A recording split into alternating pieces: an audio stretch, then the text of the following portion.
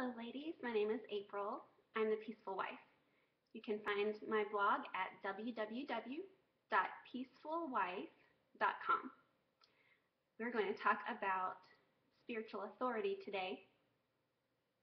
We have two choices about who can be in control of our lives, according to the Bible.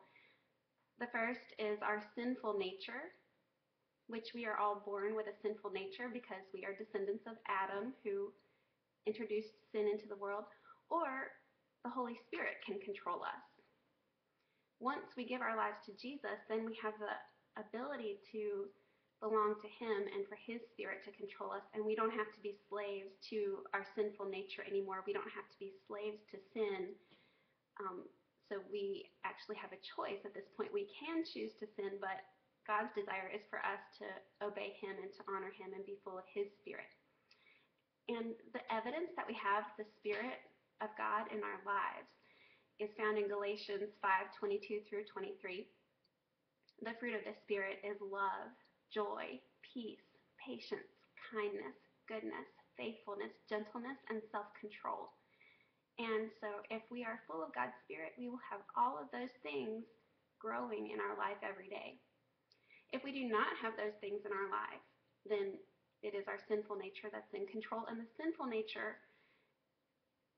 you can tell the fruit of it being in control because you will have divisions, envy, jealousy, idolatry, which means putting things before God in our hearts, immorality, sexual immorality, lust, violence, selfishness, greed, unforgiveness, bitterness, hatred, murder, orgies, witchcraft. Those kinds of things come from the sinful nature being in control. God gives us a number of human God-given authorities to help to make life better, to provide for us and to protect us and to guide us. That would include people that are leaders in our churches, like pastors and deacons and elders, the government and police officers, bosses at work, teachers when we are in school, parents for young children until they are adults, and husbands are also a God-given authority for their wives and their children. The world does not honor God-given authority. The world prefers to rebel and thinks that having God-given authority is oppressive. But actually, it brings freedom and safety and peace when we live under His authority. Now, humans are capable of sinning, and so it's possible that a human in a position of authority may abuse their authority, and that does happen sometimes. Ideally, the authorities would seek God's will and seek to honor Him and be humble and servant-like and Christ-like in their leadership. But God can still use ungodly leaders to accomplish His will. Sometimes we deal with controlling family members, extended family, mothers or mother-in-laws or sisters or even friends or cousins who try to force us to do what they think we should do. And I used to be like this, especially with my sister, unfortunately, my twin sister. But she doesn't answer to me, she answers to God and to her husband. It is not my place to tell her what to do or to dictate to her or to try to control her. And people who don't have God's Spirit will try to control other people in a variety of ways. And this is the sinful nature at work here.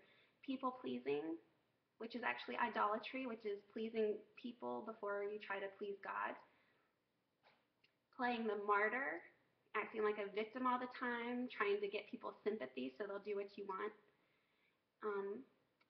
Having unhealthy boundaries so that I try to take charge of someone else's emotions and their lives and try to rescue them from their responsibilities, and they try to take control of my life and my emotions and try to be in charge of my responsibilities. That's very unhealthy. And then using guilt to try to manipulate people is one sinful way that people try to control others. Once we belong to Jesus, the only person who is supposed to control us is the Holy Spirit. And we answer to God And then we also answer to any God-given authority that is over us.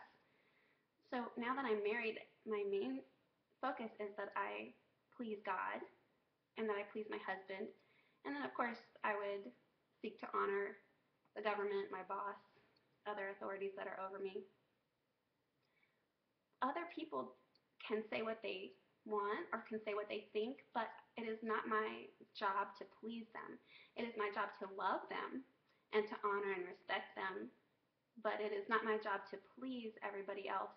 It's my job to please God.